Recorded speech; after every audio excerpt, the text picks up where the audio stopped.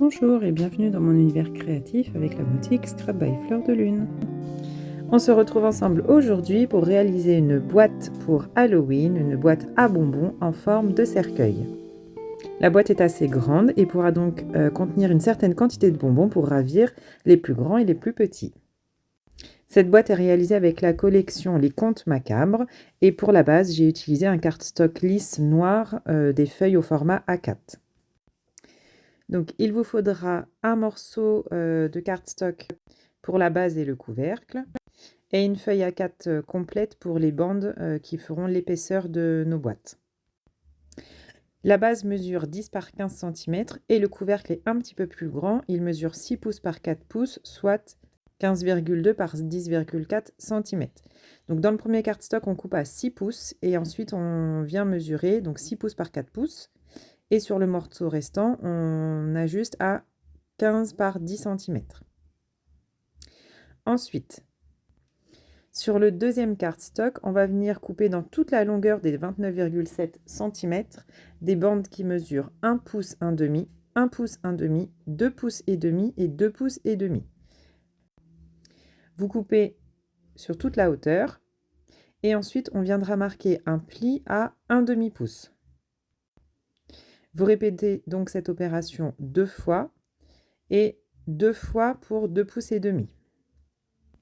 Ici, j'ai choisi de faire des mesures en pouces, mais ça n'a aucune importance. Vous pourriez bien sûr mesurer en centimètres. Ce que je voulais, c'était que la hauteur de ma boîte et de mon couvercle puisse rentrer dans une seule feuille A4 pour éviter le gaspillage. Une fois que vous avez fait vos premières découpes, on va venir ensuite dessiner notre cercueil, donc la forme du cercueil. Je reprends ma base qui mesure 10 par 15 cm et je viens marquer une première marque à 2 cm de chaque côté. Je tourne d'un quart de tour 4 cm, un quart de tour 1 cm. Ensuite, vous venez dessiner vos traits et découper. Donc on reprend ensemble. Sur le haut, je marque à 2 cm de chaque côté. Je tourne d'un quart, je marque à 4 cm. Je tourne d'un quart, je marque à 1 cm. Je viens relier mes points et j'ai la forme de mon cercueil qui se dessine. Je vais garder toujours les mêmes mesures, que ce soit pour la base ou le couvercle. Comme ça, mon cercueil aura la même forme, la boîte du haut et la boîte du bas auront la même forme. Donc ça, c'est pour la base. Le couvercle est un petit peu plus grand, évidemment, pour que ça vienne s'emboîter. Et je garde toujours les mêmes repères.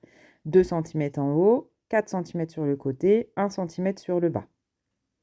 Je relie mes points et pareil, je viens découper au ciseau. Une fois qu'on a compris le principe, après on pourra monter des boîtes de formes géométriques différentes. Le principe restera toujours le même. Donc j'ai la base et mon couvercle. Maintenant, il va falloir qu'on ajuste un petit peu les contours. Et là, je vais marquer des plis. Pour la base, je marque les plis à 2 cm, 8 cm, 12,5 cm et 23,5 cm. Je reprends donc mes bandes les plus larges. Je vérifie bien mes mesures. Et sur mes bandes les plus larges, avec mon massicot, je vais tracer mes lignes de plis. Donc à 2 cm, 8 cm, 12,5 cm et 23,5 cm. Et ça sur mes deux longueurs. Je viens marquer mes plis et regardez, ça vient s'emboîter tout autour de ma base. Les bandes se chevauchent pour que ça vienne englober l'ensemble de la base. Je mets un double face tout le long. Voilà pourquoi j'ai raisonné en pouces, parce que un demi-pouce, c'est la largeur idéale pour la largeur de mon double face, tout simplement. Je viens biseauter les angles à chaque fois, marquer mes plis et on va venir coller sur la base. J'ai décidé de coller mes languettes à l'intérieur pour que à l'extérieur de la boîte, je n'ai pas besoin de refaire un fond pour cacher les languettes. Donc attention dans le sens du pli, ce qu'on veut c'est les languettes collées à l'intérieur, donc bien attention là où on va placer le double face. Je colle toujours le plus grand côté, c'est beaucoup plus simple de faire comme ça. Donc vous venez coller en bord à bord, bien marqué avec le plioir et ensuite, étape par étape, côté par côté, on vient coller.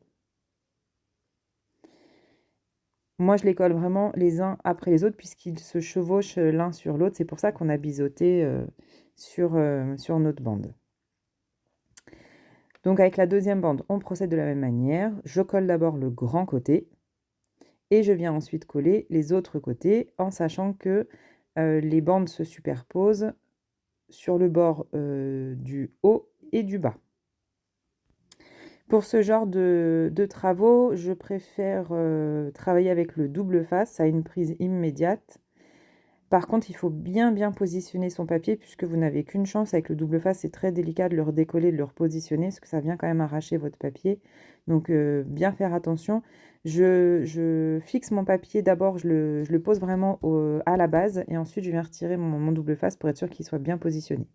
Donc, vous voyez ici, les deux bandes se chevauchent. Je viens fermer par un double face, donc en haut, et un petit morceau de double face en bas. Ensuite, on procède de la même manière pour le couvercle. Le couvercle, il mesurait 15,2 x 10,4 cm, ce qui fait que quand on va reprendre nos repères, on reprend toujours les mêmes repères, à 2 cm de haut, etc., etc. Mais quand on va découper, évidemment, le couvercle est un petit peu plus large que la base, donc je vous conseille de bien remesurer les différentes longueurs des contours du couvercle. Et là, on va marquer des plis. Donc sur mon modèle, c'était un pli à 2 cm, 8,1 cm, 12,6 cm et 23,9 cm. Les petits millimètres d'écart sont très importants puisqu'ils vont permettre à ces bandes-là de bien se fixer sur votre couvercle.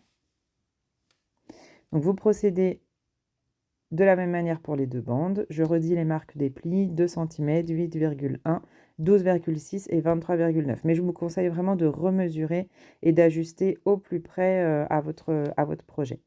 Donc là, on procède de la même manière que pour la base. Le double face, on coupe les biseaux et on colle le plus grand côté en premier. Et ensuite, on vient comme ça faire le contour en collant bien bord à bord nos bandes. Pour la deuxième bande, comme je sais qu'elle va se chevaucher sur la première, j'ai donc mis mon double face sur toute la longueur, mais j'ai aussi mis mon double face à l'endroit où les papiers se chevauchent. Ça sera beaucoup plus facile après pour repérer et venir juste retirer le double face et coller les endroits où ça se chevauche.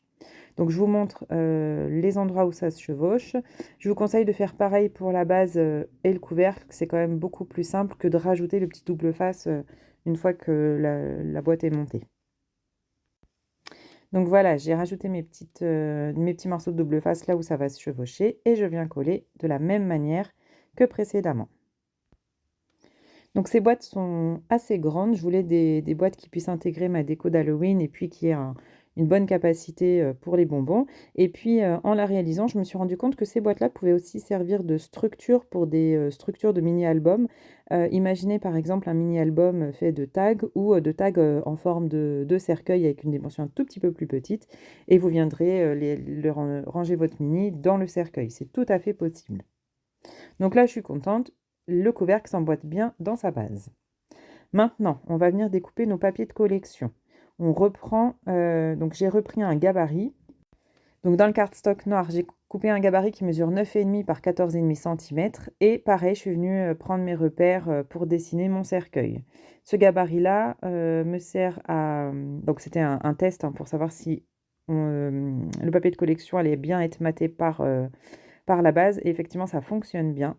Donc pour la base de notre gabarit, 9,5 par 14,5.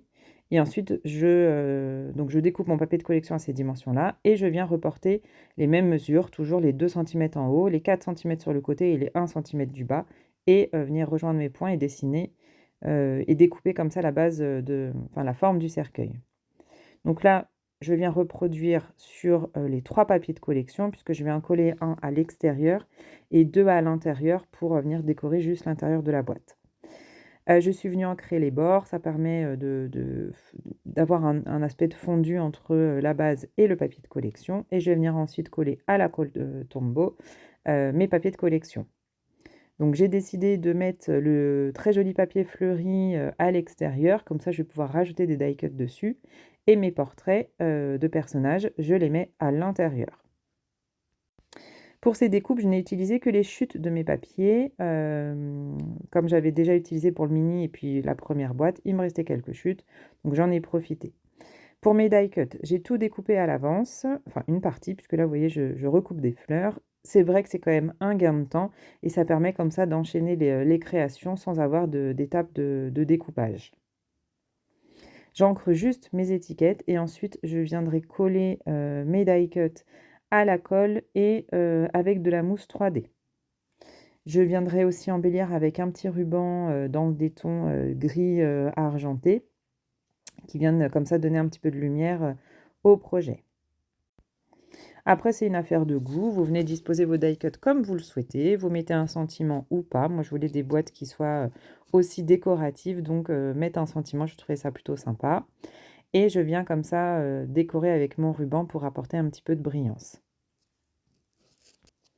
Donc pour info, cette boîte-ci, j'ai 1 heure et demie de temps de film.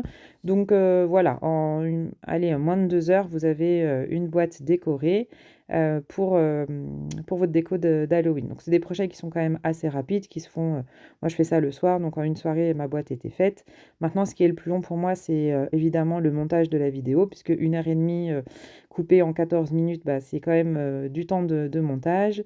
Et puis faire les photos, caler la musique et faire le doublage voix. C'est quand même beaucoup de travail pour un tuto. C'est pour ça parfois que les tutos tardent à venir. Les créations sont faites, mais en fait le temps de montage, parfois bah, je n'ai pas toujours le temps, enfin je ne peux pas enchaîner et la créa et le montage. Donc je fais ça sur plusieurs jours. C'est pour ça que les tutos parfois tardent à venir. Donc je termine la déco de ma boîte en venant mettre tout le long, donc tout le contour de mon couvercle, ce joli ruban, un aspect toile d'araignée. Il est vraiment très très beau ce ruban et j'aime beaucoup parce qu'il apporte de la brillance sur une collection avec des couleurs très très foncées. Donc comme ça il y aura un petit peu de brillant et ça vient accrocher la lumière et donc ça j'aime. En dessous, avec mes chutes de papier, je vais venir faire le contour de ma boîte. Vous allez voir, j'ai décidé de ne pas mettre mes chutes de papier sur la hauteur de la boîte parce que j'avais peur en fermant le couvercle que l'épaisseur du papier vienne bloquer. Donc j'ai juste regardé l'espace libre et adapté cette mesure à mes découpes. Donc ça, c'est encore l'idéal pour venir utiliser ces chutes de papier. Donc je viens ancrer mes papiers de collection et je viendrai juste les coller comme ça tout autour de ma boîte avec ma colle Tombow. Donc j'espère que ce projet vous a plu. Moi j'ai adoré. C'est toujours très surprenant de dire aux enfants venez, j'ai fait votre cercueil, mais je vous assure que le résultat est là. J'ai hâte de remplir ces petits cercueils de bonbons, de préparer ma petite déco d'Halloween. Je viendrai vous montrer tout ça en vidéo. Donc il me reste encore un dernier projet en tête avec cette superbe collection. Donc les contes macabres. Vous voyez, j'ai déjà mes 2 boîtes parce que j'ai 2 enfants. Mais j'ai encore plein d'idées avant d'enchaîner avec la collection de Noël. Voilà, et bien moi je vous dis à très vite pour le 3e tuto pour la boutique Scrap by Fleur de Lune. En attendant, je vous souhaite un bon scrap, un bel Halloween avec vos enfants. Amusez-vous, créez, partagez et surtout n'oubliez pas de rêver. Bye bye!